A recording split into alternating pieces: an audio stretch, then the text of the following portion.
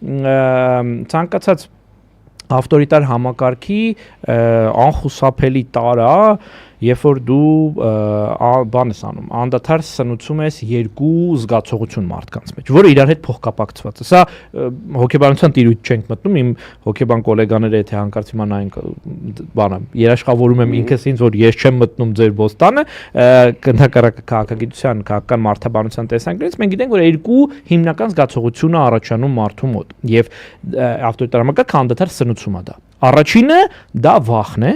այսինքն դու պիտի անդադար գործողություններով ցույց տաս, որ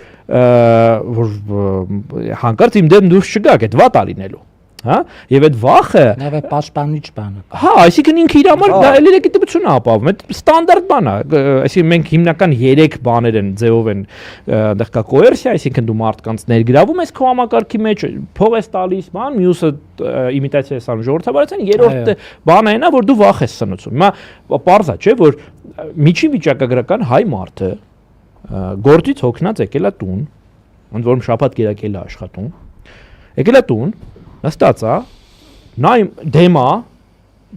դե ֆակտո իշխանությունների վարած հակահայկական քաղաքականությունը, բայց լսում է, որ միլիարդատեր, գործարար, բարեգործ, Ռուսաստանում ապրող եւ այլն եւ այլն Ֆորբսի ցուցակում գտնվող Սամվել Կարապետյանը մի հատ բառի համար անօրինական տարվել է բանտ։ Բլոգեր Նարեկ Սամսոնյանը, Վազգեն Սաղաթելյանը մի հատ բառի համար տարվել են բանտ, ընդ որում ունենալով 10,000 հետևորդներ։ Միքայել Սրբազանը Գյումրու թեմի Շիրակի ներողություն թեմի առաջնորդ է։ Տավուշի թեմի նախկին առաջնորդ Բագրատ Սրբազանը, դիվանապետ Արշակ Սրբազանը, որ ասում ես ու ասել պատկառելի մարդիկ։ Իրանց մեկին հարցազրույցի մեկի համար երկրորդ քաղաքի ընտրված ղեկավարը, Մասիսի ընտրված ղեկավարը, ել չգիտեմ Վանաձորի Մամիկոնը, չգիտեմ էլի, ասենք այդ ցանկը այդ որ կա այդ,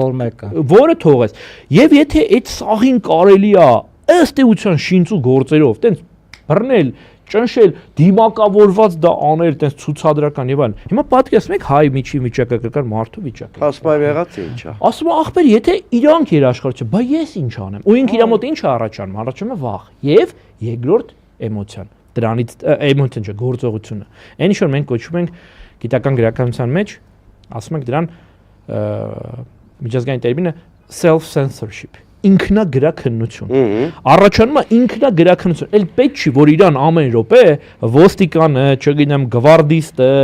քննիչը գա կողքը կանգնի, որ դու զգոն լինես, հանկարծ ավել բան չասես։ Դու արդեն ամեն խոսքդ, գրառումդ, քաղաքական ակցիադ, դու ինքնագրության գրաքննության միջով ես ասում, ախպեր, ես էլի դեմ եմ, բայց ընտանիք 1000 ուլիքը բան է։ Պատկերացնում եք, եթե Սամվել Կարապետյանը այդքան պաշտպանվածներով գնում իրան ձերբակալում են ապօրինի, բա ինչ կանեն։ Ու դա ավտորիտար համակարգերը սնուցող կարևոր բան է։ Ես էլի ստիպված պիտի այդ օրինակը բերեմ, որ ցույց տամ, որ թեմայից չեմ հեռանում իմ մասնագիտության։ Օրինակ, երբ որ Թուրքիայում ես դաշտային հետազոտություն էի անում, տապալված հեղաշրջման փորձից հետո 16 թվականի ռազմական հեղաշրջումը, հիշում եք, համենայն օրերին ինչ որ ստեղ Սասնածռերը այդ բանը գործողությունը աբեկչական արեցին։ Ուրեմն 18 թվականին երբ որ այցելել էի, Ստամբուլի ամենալավ թաղամասերից մեկում էի հարցազրույց անում, մարդու հետ, որը տենց առանձնապես չէր խառնվում, բան, հա։ Ուղղակի իր անկալումն է իրավիճակի քննում, եւ երբ որ ես բերանս բացեցի, որ ասեի իսկ Ֆեթուլահ Գյուլենի այդ պիտի ասեի, դե հիշում եք, այդ էր համարվում, չէ՞, պաշտոնապես կազմակերպիչը, ինչը մասնաբա ճիշտ, որ ասեի, իսկ Ֆեթուլահ Գյուլենի մասին ձեր կարծիքի ինչ է, ես այդ ֆտարը ասեցի, այդ իմ զրուցակիցը, ասենց ձեռքս բռնեց, ասեց վտանգավոր է։ Չբարձրաձայնես այդ բառը, don't say the F word, հա, մի ասա այդ ֆ-ով տառը,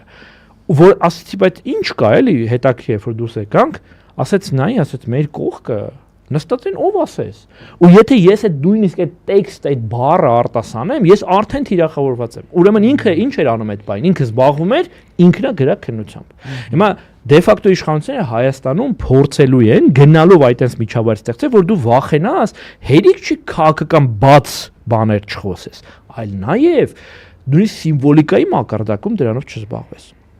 Դրոշ, նկար, պատկեր, բանաստեղծություն եւ այլն չզարմանաք, որ մյուս տարի եթե Աստված մի արած է դե ֆակտո իշխանություն ընտրվեն, այս ժամանակ օրինակ մենք մայիսի 9-ից մայիսի 28-ից էլ չենք խոսել։ Այո։ Որովհետեւ հունվարի 27-ի թեման, դա չի մտնում։ 27-ի թեման մտցված է, ես համոզված եմ դրանում, մտցված է նրա համար, որ մյուս տարի փոխվի, չգիտեմ, օրենսդրությամբ դա ենթադրում եմ կարգավորվում, փոխվի օրենսդրություն ու մայիս 28, մայիսի 9, հունվարի 28 սա հանվի, ասեն հենա մենք միասնական բան ունենք, երկնային ոնց էին ձևակերպել, աստծո իմ երկնային եւ երկրային բանակ։ Երկնային բանակի օրենք նշելու վերջետի հերիքա։ Իմիջիայլոց մաքուր տեխնոլոգիա, որը մենք տեսել ենք Ուկրաինայում, հիշում եք Նեբեսնայե սոտնյա։ Այո։ Միֆը, հա։ Նույնիսկ բառապաշարն է նույն։ Ու ասում է, էլի հիմնավոր կասկած չունենք, որ արդյոք այդտեղ սցենարիստները ահագին նման են։